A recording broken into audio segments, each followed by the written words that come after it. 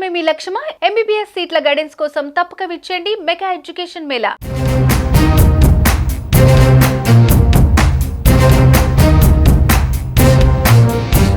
ఆ భవనంలో ఖరీదైన మార్బుల్స్, టైల్స్తో నిర్మించిన గదులు, విలాసవంతమైన నడకదారులు, ఖరీదైన షాన్లియర్లు, 400 మంది ఒకేసారి సమావేశమయ్యేలా మీటింగ్ రూమ్స్, భవనాల లోపల నుంచి ఎటు చూసినా సముద్రం కనిపించేలా నిర్మాణాలు.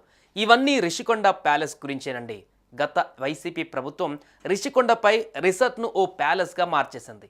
అయితే అది ఎందుకు నిర్మించారు అని పక్కన పెడితే, ఇప్పుడున్న కూటమి ప్రభుత్వం రిషికొండ ప్యాలెస్పై తీసుకున్న నిర్ణయం ఏంటి, ఆ భవనాన్ని ఏ విధంగా ఉపయోగించుకుంటుంది అనేది ఉత్కంఠగా మారింది.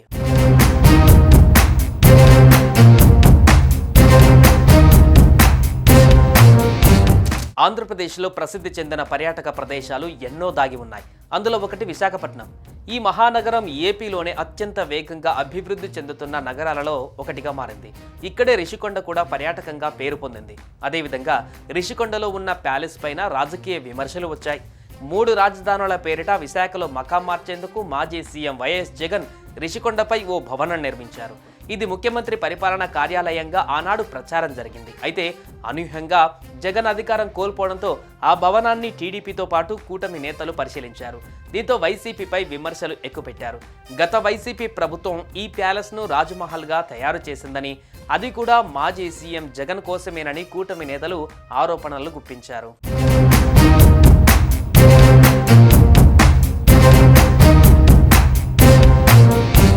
విశాఖలో భీమిలి వైపు ఉన్న బీచ్ రోడ్డులో గత వైసీపీ ప్రభుత్వం 500 కోట్లతో నిర్మించిన రిషికొండ ప్యాలెస్పై సీఎం చంద్రబాబు ఫోకస్ పెట్టారు.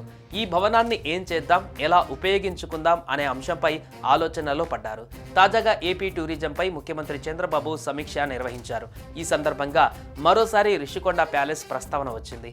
ఈ భవనాన్ని రిసార్ట్గా వాడుకుందామా అంటే అది నివాస భవనం మాదిరిగా నిర్మించడంతో ఏం చేయాలనే అంశంపైన సీఎం చంద్రబాబు ఓ కీలక నిర్ణయం తీసుకున్నారు. రిషికొండ మీద నిర్మించిన భవనాలపైన అధ్యయనం చేయాలని నిర్మించారు. ఈ బాధ్యతలను పర్యాటక శాఖ మంత్రి కందుల దుర్గేష్కు అప్పగించారు.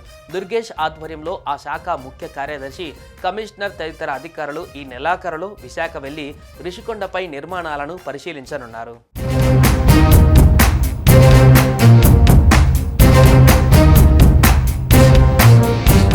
రిషికొండ ప్యాలెస్కి పెట్టిన ఖర్చులో సగం కూడా గత 5 ఏళ్లలో పర్యాటక రంగంపై పెట్టలేదని సీఎం చంద్రబాబు అన్నారు. 2019-24 మధ్య నాటి పాలకుల నిర్లక్ష్య వైఖరి కారణంగా పర్యాటక రంగం దెబ్బతిందని విమర్శించారు. గత ప్రభుత్వ వైఖరి కారణంగా టీడీపీ ప్రభుత్వ హయాంలో ఒప్పందం చేసుకున్న సంస్థలు గత 5 ఏళ్లలో వెనక్కి వెళ్లాయన్నారు. అయినా రిషికొండ ప్యాలెస్ని ఎలా ఉపయోగించుకోవాలి అన్నది ఆలోచిస్తున్నామని అన్నారు.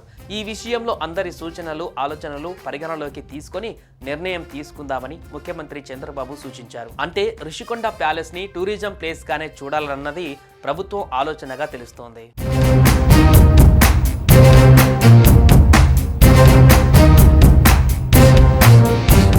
మొత్తంగా రిషికొండ ప్యాలెస్పై కూటమి ప్రభుత్వం ఫోకస్ పెట్టడంతో దాన్ని ఏ విధంగా ఉపయోగించుకుంటారనేది ఆసక్తికరంగా మారింది. ఈ భవనాన్ని రిసార్ట్గా వాడుకుందామా అంటే అది నివాస భవనం మాదిరిగా నిర్మించారు. సదస్సులు, సమావేశాలకు వినియోగిద్దామా అంటే అందులో 1-2 కాన్ఫరెన్స్ హాల్స్ ఉన్నాయి. కానీ మిగిలినవి విడిది కోసం ఏర్పాటు చేసినట్లుగానే డిజైన్ చేశారు. ఈ నేపథ్యంలో హోటల్స్, ఇతర బిజినెస్ సెక్టార్కి అద్దెకి ఇవ్వాలని చూసినా దానికి ఏ మేరకు సరిపోతుంది అన్నది చూడాల్సి ఉంది.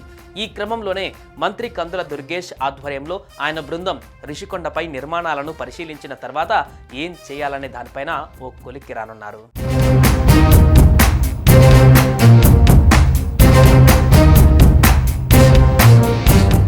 సుమన్ టీవీలో మీ పర్సనల్ అండ్ బిజినెస్ ప్రమోషన్స్ కోసం కింది నెంబర్కి కాంటాక్ట్ చేయండి.